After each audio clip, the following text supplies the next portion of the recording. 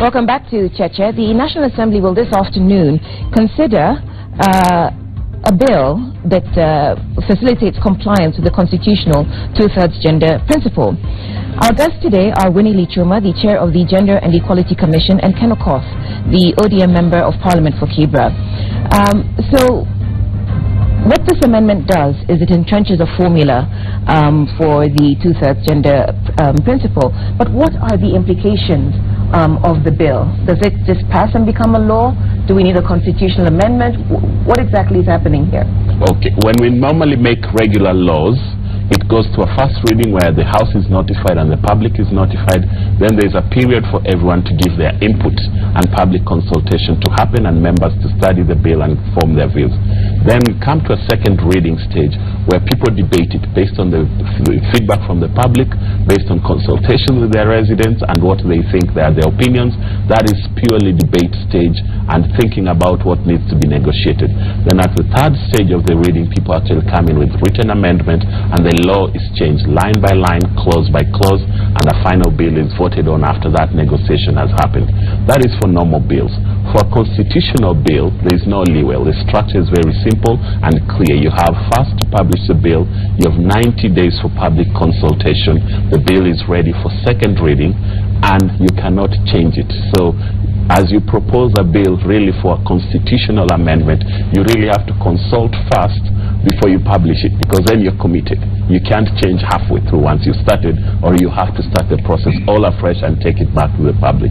That is what it means. So today we have finished the second stage reading of this bill, which means it was read a first time a long time ago, more than 6 or 7 months ago. It was brought to the Parliament. People have had time to opine about it and perform their opinions. They have talked about it, some for, some against. You know, I'm disappointed one of my party leaders, like Jacoyo, spoke against it, yet ODM has a position for it. So I'm disappointed about that. But when we move forward is today in the afternoon. The time for talking is over. At the end of the second reading, a vote has to be taken. And I am asking Kenyans today, there is still time, call your MP and ask them to vote for this bill.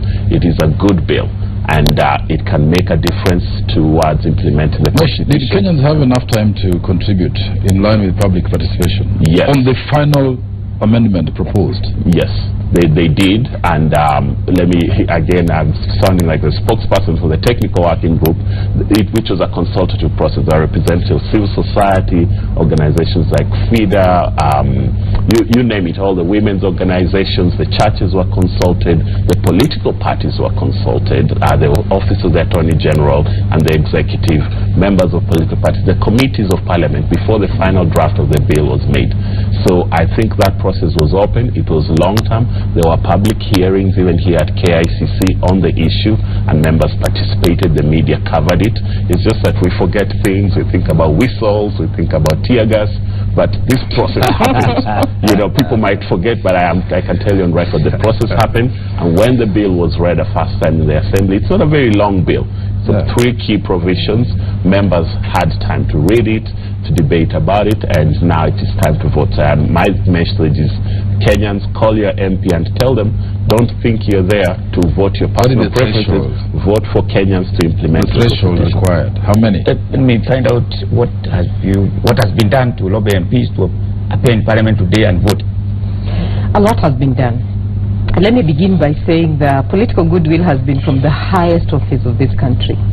For the bill to be adopted by Honorable Duale, it took the women parliamentarians a visit to His Excellency the President, who okayed it and asked Honorable Duale to own the bill and bring it on the floor of the House.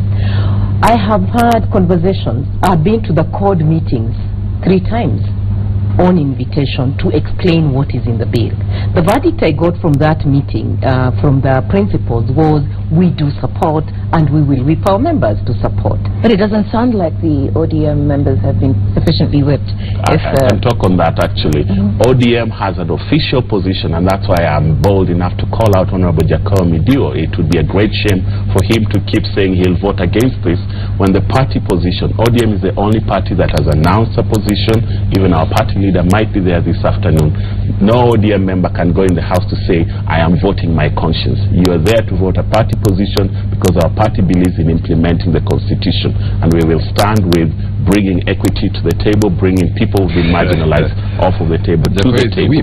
Young people, women, and things like that. So we will hold people accountable. And I wish we would hear the same from Kalonzo Musyoka and the Wiper MPs, that they'll be voting for the bill.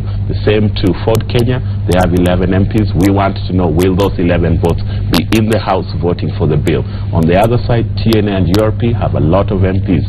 We want to know, are they going to vote for this? So I think even with the political will from the highest office, Winnie Lichuma is very gracious in giving the president credit beforehand for efforts. I want to give him credit afterward when the bill he has signed has come into law. Then we can toss the champagne. Have you had similar meetings with Jubilee? Jubilee, yes, Sakaja, I think, has been very, very good in pushing this bill. We only did not have a formal meeting where I did the presentation, but today I know His Excellency is issuing a statement in support of the bill. Remember, in if he doesn't issue the statement, what will that say to the country? No, he is issuing. I'm certain that today he's going to issue the statement. Initially, we had talks that he was going to host the Jubilee MPs in State House, and thereafter they would go in as one group to vote. From where I sit, I can only be hopeful that that has been done. So, Mutegi, I have done the best. Did I hear some dinner was organized? Yesterday we had the dinner. He enjoyed dinner courtesy of the female member of parliament. Who organized the dinner? The female members of parliament. Yes, and it went well. And this was the second dinner the female MPs are hosting the men, just to say, can we have your support? And I think the voting for this bill is voting for development for this country. Obama reminded us, you can never realize development agenda of your country with one gender. How difficult is it? Looks like the numbers will turn in. I mean, you need... it's 233, which is a big number. 233 out of 349. Really, yes. You need 233 present for the business to be conducted, but for it to pass, you need 233. Now, I don't want to make you think anything is easy. Remember, there was a constitutional amendment proposed too. One on the equalization fund to be used and distributed at constituency level. That is a matter very dear to many MPs in many parts of this country. Money being shared to your constituency, that bill failed to pass, and the Speaker had to schedule a re-vote for it to pass.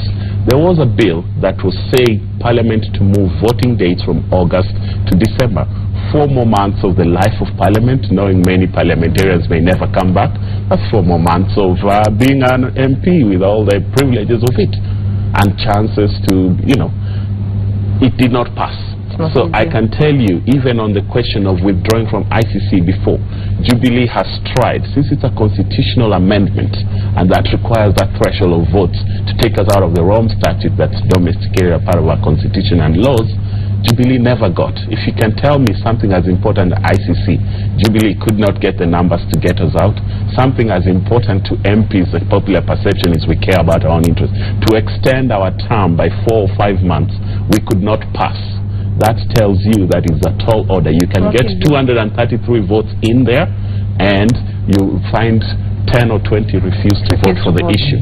So what you want is to make sure we're not looking for just 233. You want 270, 300 MPs there, and you want to make sure, even MPs who have been recalled, and this is what happens in important democracies.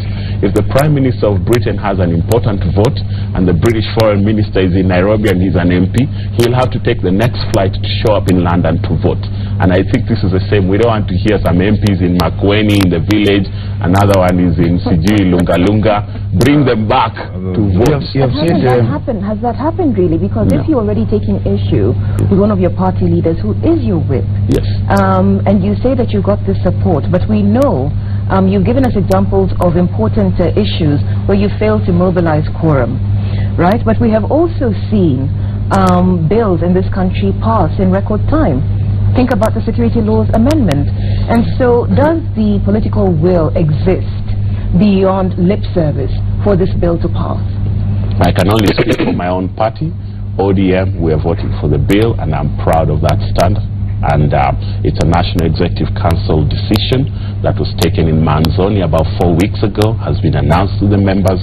I know the announcement was shared again with the members, a reminder last night, and we will be whipping and pushing to make it happen today. Let me ask you this. And I'll be doing myself lobbying. Any MP sitting next to me, any MP that looks shaky, I'll go sit to them and talk to them nice and say, hey, bwana, hii kitu ni mzuri, vote for it. Let me ask you, apart from Midiu, I don't know what reason he is giving. The other MPs and Midiu and others who are opposed to it, what is the reason are they giving? Two quick things. One is chauvinism. People don't want to admit it, but there's some men who just think women don't belong at the table. Women are second-class citizens. That is an honest truth in this country. It is a reality that some men who are in power, majority, want to preserve because of religion or culture? Religion, culture, personal biases, that's one thing. But number two is that propaganda and false stories. You keep being told, oh, Parliament is too big, Parliament is too expensive. It's not really. So I think there's a lot of propaganda and negativity. Some people are just not ready for competition. One of the stories we're told is that this would inflate the public wage bill. Speak to that. The public wage bill in Kenya is inflated by having parallel structures of government. We created devolutions, so many new positions for MCAs. We accepted that as valuable because we wanted power and decision making devolved. Yet we maintained the provincial administration, renamed it, reinvented it, and have expanded it. We have devolved critical functions, water, healthcare, sport, early childhood education to the county level. Yet at the national level, we have retained a very robust Ministry of Health, Ministry of Water. It's not clear those staff have been reduced. So when you talk about the public wage bill, it's not 100 new MPs that is the problem. The problem is we have devolved without devolving the staff down to county level. So counties have adopted new staff, but the national government staff have remained. Number two, when you talk about the cost of governance in this country and where money goes, how we spend our money, most of our money gets lost in corruption. You remember 2 or 3 years ago we were told up to 60-70 billion is unaccounted for. There's no documents to show how it was spent. So we cannot keep focusing on 2 billion in a 2 trillion economy, the cost of Parliament, and keep saying Parliament is a problem, Parliament is a problem. Parliament is the smallest branch of government with very major constitutional duties like making new laws, or repealing old bad laws and improving them, making our national budget and authorizing spending, oversighting how the executive, which is the biggest branch, and the judiciary do their work. So I think if you want to say Parliament must do its job, you must put in a Parliament that reflects the face of Kenya, give it the resources, and still Parliament remains the smallest, the cheapest, yet the biggest value for money institution in this country. Mutegi, you wondered about culture, religion. Here's what some of our viewers are saying. If the bill passes, the country will plunge worse into confusion by women. There should be fair competition, not favoritism. That's Julius in Nandi. I think that would resonate with you. David, was the new constitution tailored for liability that are now stretching to unsustainable levels? Mutiso, California Ward. Women today are not the women of yesterday. The woman of today is serious and hardworking. She can go to Parliament without the bill. What is important is attitude change. David in Vihiga. Why should MPs be bribed with dinner to pass the gender bill? Women are their own enemies. No wonder I have checked all the media this morning. No woman leader is out there talking about the bill. How then do we support them? Chris in Busia. That's one for you, Winnie. Yes, and most of them are from men, so clearly you can tell where we still are with women in terms of politics. Women have gone to school, no doubt. And I say the parity has almost been reached in terms of education. In fact, at some point we may want to worry about the boy child. But in politics, women are still amateurs. We are expecting too much from the women in 3 years. I mean, even if it's a program and you are measuring outcome, David, 3 years you cannot measure an outcome of an intervention. So yes, women are still seeking this space, and that's what we are saying. Let's implement the Constitution fully. Ken has taken us through the many provisions of the Constitution that have been fully implemented. Why does it become a problem when it comes to women representation? And the numbers, David, I repeatedly am saying, 2017, most of the women who have come in on affirmative action are certainly going to go to single-member constituencies. The number is going to increase. And if the number increases, the rule we are suggesting, I have said, is self-revolving. The more women you elect, the lesser the numbers you have to nominate. the numbers will not be big. Currently, as constituted, we are talking about 70 seats missing at the National Assembly and only 5 for the Senate. So, like 5 women for the Senate. What is the cost of keeping 5 women for us to meet the constitutional threshold? Because on the other side, we have tried to get into devolution as a constitutional principle. We have the president and the deputy as implemented by the Constitution. Why is it an issue when it comes to women? So clearly, the male chauvinism, I agree. The religious objection, because there are some churches that still have not given women room to really stand on the pulpit. Not necessarily churches. Whatever. Cultural practices. Within northeastern Kenya, it will take them even a longer time because elders decide who runs. I do not see in the near future any elder who will sit to say, Winnie as a woman, go and run. But there's my specific concern, points. my concern is that business of culture and religion. You want those fellows to, that section of the communities to stay like that. In fact, they will not even accept a chief of a woman. If a woman is elected chief, the older will come and ask, chief wako wapi? They don't see that woman sitting there as the chief. They think it's a tea girl for the chief.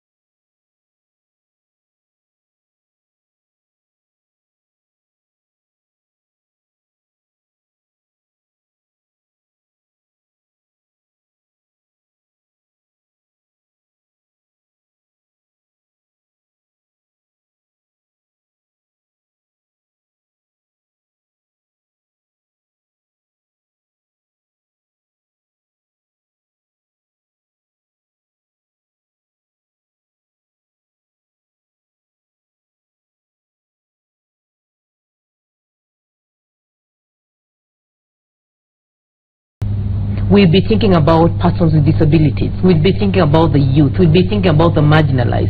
And they have a unique development agenda they put on the table.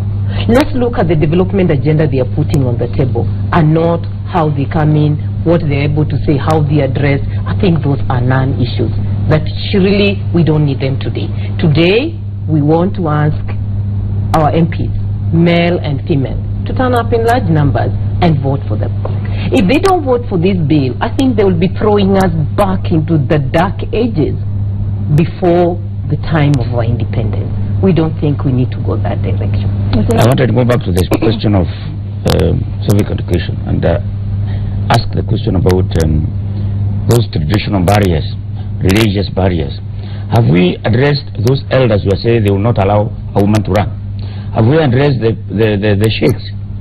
Have you addressed the bishops, those who are conservative and don't allow women to run for office?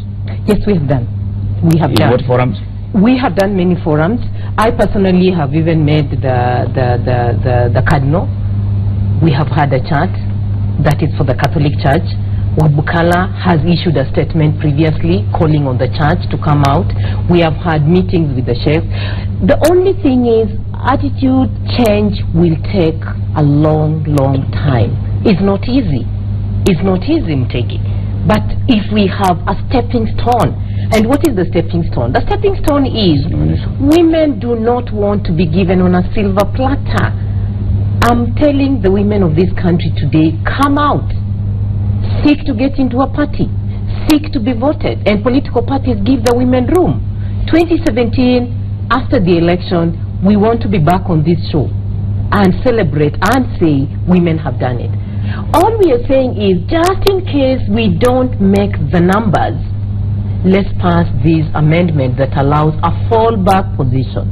So let's look at this amendment as a fallback position.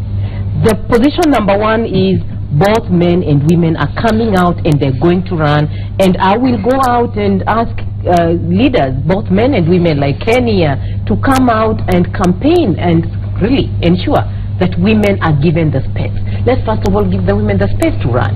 Why do you think this is funny, David? Well, first of all, I think... Maybe he doesn't believe in the agenda. First of all, let me be very clear. I support the empowerment of women. I support compliance with but not the mechanisms constitutional provision for one side. So what would but I'm opposed to this particular motion because of the implications of that motion. What is your proposal? Of the bill, rather. As I've stated before, the numbers are going to be swelled up in that parliament. It is going to introduce nepotism in the electoral process because people are going to... What you are calling... Nepotism already exists, doesn't it? It does exist. It's going to magnify it and intensify it. What you are saying will be the fallback. About the men who are nominated. Yes, even that. There is lots of, below the table canvassing that doesn't pass test. That's a fact. But I'm saying that what you're calling fallback option is going to be the first option. Wait to be nominated. You're not going to have as many women actually running, contesting for this office. You're going to see, I wait to see. I mean, I stand to be corrected with time, and of course the election is coming. We'll see how many more women will bid for, will contest in the contestable offices. Compared to last elections, I think it's going to have an effect of making more women look for alternatives of getting into office, except through facing the contest. And then I have a problem with those who, people like me who are opposed to this particular motion are not opposed to the gender rule. They're opposed to this particular mechanism. And that's why I'm saying you cannot say 2 billion shillings is small money, even on our budget. I mean, a whole county like Lamu are getting David, you've made that point very quickly. 3 billion. Ken, if you could respond to that so that we can take a break so we don't lose the point. I think on the implications of nepotism, the way to cure that, and it's taken care of, just to inform David, is that actually as you make the party nomination list and the nominations that will be used for this specific provision, it will be women, priority given to women who ran and maybe lost. So if you want to call them the best loser or the runner-up, those are the people to be considered first.